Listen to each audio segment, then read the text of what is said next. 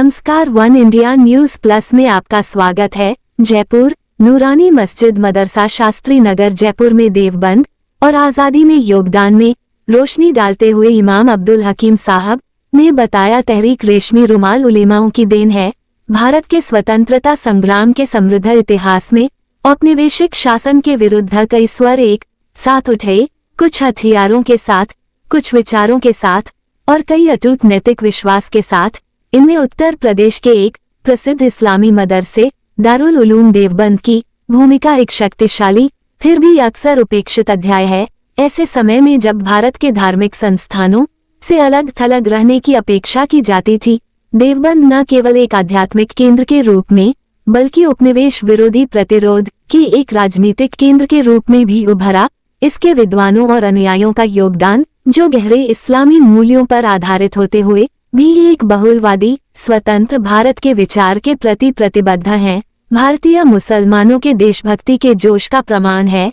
देवबंद की विरासत का पुनर्पाठ केवल ऐतिहासिक न्याय के बारे में नहीं है, ये राष्ट्रीय एकता की विस्मृत भावना को पुनः प्राप्त करने के बारे में है। देवबंद और स्वतंत्रता संग्राम भारतीय देशभक्ति का एक विस्मृत अध्याय।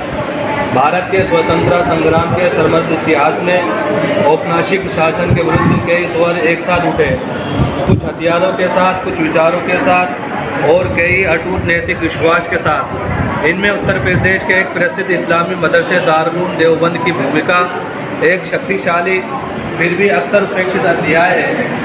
ऐसे समय में जब भारत के धार्मिक संस्थानों से अलग अलग रहने की उपेक्षा की जाती थी, देवबंद न केवल एक आध्यात्मिक केंद्र के रूप में बल्कि उपनिवेश विरोधी प्रतिरोधों के एक राजनीतिक केंद्र के रूप में भी उभरा।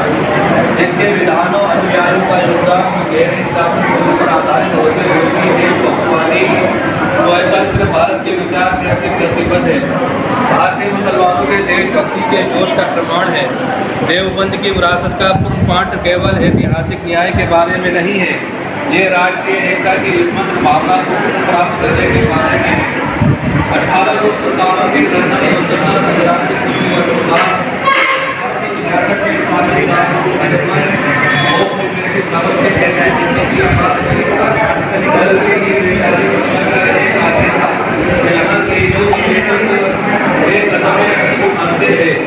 वही देवबंद के संस्थापकों का मानना था कि धार्मिक पहचान की रक्षा को राष्ट्र की स्वतंत्रता से अलग नहीं किया जा सकता। परिणाम स्वरूप ये संस्था धार्मिक शिक्षा और राजनीतिक चेतना का एक अनूठा संगम बन गई। देवबंद से उभरने वाली सबसे प्रमुख हस्तियों में से मौलाना महमूद हसन थे, जिन्होंने प्यार से शेखुल हिंद के नाम से जाना जाता था। उनके जीवन का कार्य राष्ट्रीय स्वतंत्रता के विचार से अभिन्न रूप से जुड़ा था। उन्होंने रेशमी रुमाल की तहरीक, रेशमी पत्र आंदोलन का नेतृत्व किया, जो भारत में ब्रिटिश विरोधी ताकतों और क्रांतिकारी समूहों के साथ सहयोग करने का एक भूमिगत प्रयास था।